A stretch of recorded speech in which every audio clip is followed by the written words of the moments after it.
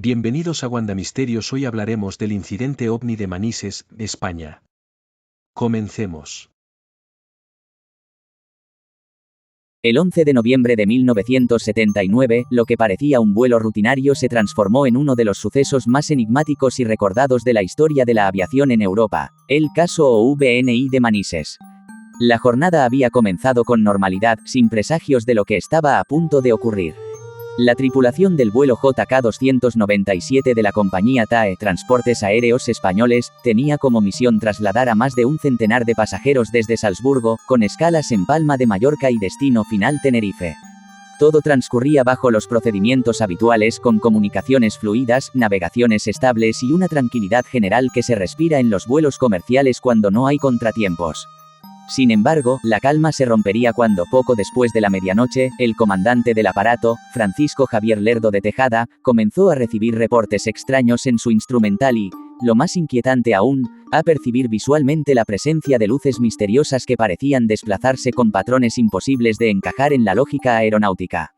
No eran aviones, no eran estrellas, no eran fenómenos meteorológicos conocidos. Se trataba de algo distinto, algo que se movía con una inteligencia propia. El comandante Lerdo de Tejada y su tripulación detectaron a la altura de Sagunto, en la costa mediterránea, unas luces intensas de color rojizo que parecían aproximarse peligrosamente al avión. La situación fue lo bastante grave como para que el piloto, en un acto que habla de su profesionalidad y de su compromiso con la seguridad de los pasajeros, tomara la decisión de desviar la ruta y solicitar un aterrizaje de emergencia en el aeropuerto más cercano, Manises, en Valencia.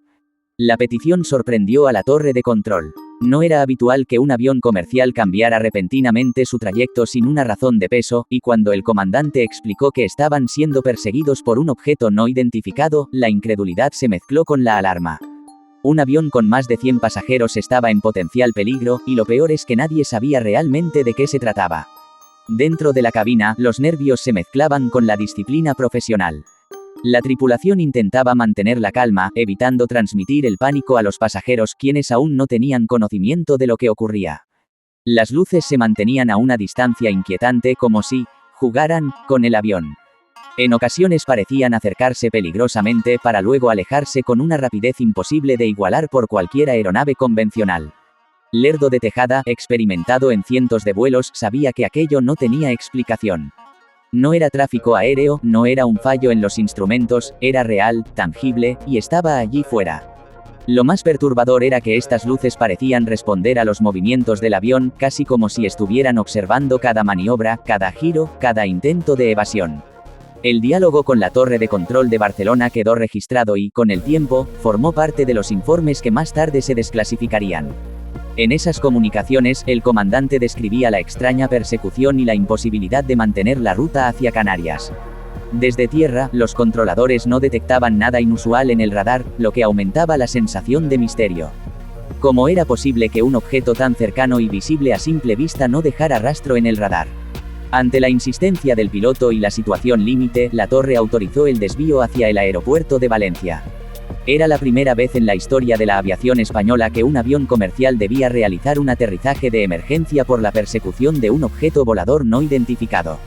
El aeropuerto de Manises se preparó para la llegada del JK-297.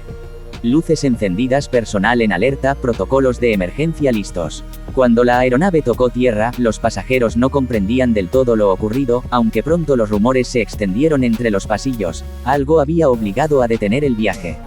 Los testimonios recogidos posteriormente de algunos viajeros hablaban de nerviosismo en la tripulación, movimientos bruscos y la sensación clara de que algo fuera de lo normal estaba sucediendo en el cielo.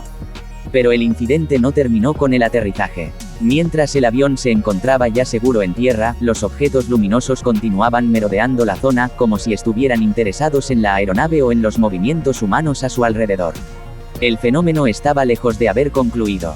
La situación fue tan grave que la Fuerza Aérea Española no tardó en reaccionar. Desde la base de Los Llanos, en Albacete, se ordenó el despegue inmediato de un caza Mirage F-1, pilotado por el entonces joven comandante Fernando Cámara. Su misión, identificar y, de ser necesario, interceptar el objeto que había puesto en jaque a un avión civil. El despegue se realizó a toda prisa. Cámara relató posteriormente cómo, al aproximarse a la zona de Valencia, pudo divisar luces que no se correspondían con nada que él hubiera visto antes en sus entrenamientos o misiones. Aquellas luces parecían moverse a velocidades inhumanas, frenando de golpe, girando en ángulos imposibles, acelerando como si la física conocida no aplicara sobre ellas. El Mirage intentó acercarse, pero cada vez que lograba reducir la distancia, el objeto se desvanecía o aceleraba súbitamente, dejándolo atrás en cuestión de segundos. Los intentos de bloqueo con el radar del caza también resultaron infructuosos, a veces aparecía una señal, otras no, como si el objeto pudiera manipular la detección electrónica. Durante más de una hora, Fernando Cámara trató de alcanzar e identificar a los intrusos. En un momento dado, llegó a describir cómo una de las luces proyectaba una especie de haz luminoso de enorme intensidad, un resplandor que no se parecía a nada conocido. El piloto se sintió en desventaja, incapaz de comprender cómo podía estar enfrentándose a algo que parecía jugar con él en el cielo. Finalmente, agotado de combustible y sin posibilidad de continuar la persecución, Cámara recibió la orden de regresar a la base. El misterio seguía intacto. Nadie pudo explicar qué eran aquellos objetos ni por qué habían decidido hostigar a un avión civil aquella noche. El incidente fue registrado en los informes de la Fuerza Aérea y durante años permaneció bajo un manto de silencio y secretismo. No fue hasta tiempo después, con la desclasificación de documentos, que el público tuvo acceso a los detalles de lo ocurrido. Lo más sorprendente fue que, incluso en los informes oficiales, el caso se catalogaba como un encuentro inexplicable. No había hipótesis meteorológica, técnica o astronómica que pudiera justificar lo vivido aquella noche por más de un centenar de personas, un piloto comercial experimentado y un militar altamente entrenado. Tras el aterrizaje en Manises, los pasajeros fueron conducidos a la terminal mientras los miembros de la tripulación permanecían en la cabina para dar sus declaraciones. Los relatos de la tripulación coincidían en detalles clave: las luces seguían al avión, se desplazaban con velocidad y maniobrabilidad imposible, y parecían reaccionar a los movimientos del avión de manera inteligente.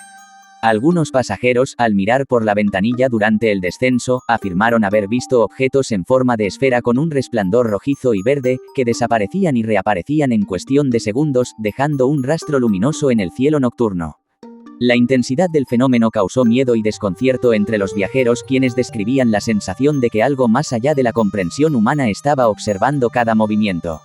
El comandante Lerdo de Tejada, con una mezcla de profesionalidad y desconcierto, declaró posteriormente que aquel objeto había puesto en riesgo la seguridad de todos. No era un avión, ni un helicóptero, ni un fenómeno meteorológico. Era algo que no pertenece a este mundo, al menos desde nuestro entendimiento, relató. Sus palabras fueron recogidas por la prensa sensacionalista de la época, pero también por ufólogos e investigadores que consideraron el caso uno de los más sólidos reportados en Europa. Fernando Cámara, el piloto del Mirage F-1, ofreció un testimonio igualmente impactante. Describió cómo las luces se desplazaban con aceleraciones instantáneas y cómo, al intentar interceptarlas, el radar de su avión parecía volverse inestable, mostrando lecturas contradictorias o desapareciendo por completo. Lo más desconcertante, según su informe, era la coordinación aparente de los objetos: parecían moverse con intención, no al azar, y mantenían una distancia de observación constante del avión civil, como si evaluaran cada maniobra. El comandante militar relató cómo la visibilidad era perfecta y cómo los objetos podían verse claramente incluso a simple vista. A pesar de sus años de experiencia, sintió una mezcla de fascinación y temor. Aquel encuentro desafiaba todas las leyes conocidas de la física y la aviación. El caso rápidamente captó la atención del público. La prensa empezó a especular con hipótesis que iban desde experimentos secretos del gobierno hasta la posibilidad de encuentros extraterrestres. La cobertura mediática despertó un interés masivo por los fenómenos OVNI y provocó debates sobre la seguridad de los vuelos comerciales y la transparencia de los informes oficiales.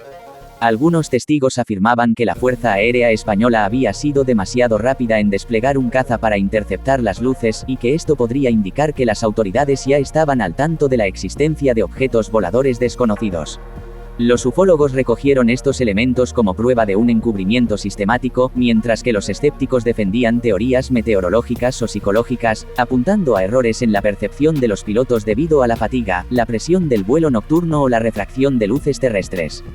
Tras la investigación, los informes militares y civiles concluyeron que el objeto no pudo ser identificado.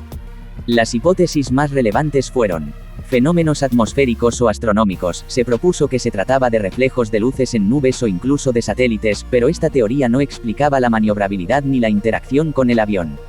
Aviones militares secretos. Otra hipótesis indicaba que podrían haber sido prototipos experimentales, aunque los pilotos y la Fuerza Aérea descartaron que hubiera vuelos no autorizados en la zona. Encuentro extraterrestre. Para los ufólogos, la velocidad, los giros imposibles y la aparente inteligencia de los objetos apuntaban a tecnología no terrestre. Percepción humana alterada. Algunos escépticos plantearon que el estrés, la oscuridad y la presión del vuelo nocturno podrían haber afectado la percepción de los pilotos, aunque esto no explicaba los registros del radar y la intervención del caza militar. Décadas después, documentos desclasificados y entrevistas con los protagonistas confirmaron muchos detalles del incidente, consolidándolo como uno de los casos más importantes y bien documentados en Europa. El fenómeno Manises sigue siendo citado en congresos de ufología y literatura especializada, y se ha convertido en un referente histórico que demuestra la complejidad de los encuentros con objetos voladores no identificados. El caso también provocó cambios en los protocolos de seguridad aérea, especialmente en la manera en que los controladores y la tripulación manejan reportes de fenómenos aéreos inexplicables. La combinación de testigos creíbles, documentación oficial y la imposibilidad de explicar el fenómeno de manera convencional hace que el caso Manises sea considerado uno de los encuentros OVNI más serios de la historia moderna. A pesar de los avances tecnológicos y los esfuerzos de investigación, nadie ha logrado ofrecer una explicación satisfactoria que abarque todos los aspectos del incidente.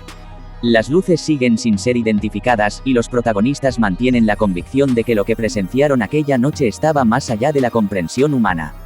Hoy, el caso OVNI Manises no solo representa un episodio concreto de la historia de la aviación, sino que también simboliza la eterna fascinación del ser humano por lo desconocido, por la posibilidad de que no estamos solos y por los secretos que el cielo puede guardar. Cada testimonio, cada informe, cada estudio posterior contribuye a un mosaico que sigue incompleto, invitando a la reflexión y al asombro. El misterio permanece, inmutable, esperando que nuevas generaciones de pilotos, científicos y curiosos exploren la verdad detrás de aquellas luces en la noche valenciana. Hola de nuevo, espero que el vídeo de hoy les haya gustado y al menos les haya sembrado algo de dudas. Gracias por verlo y hasta pronto.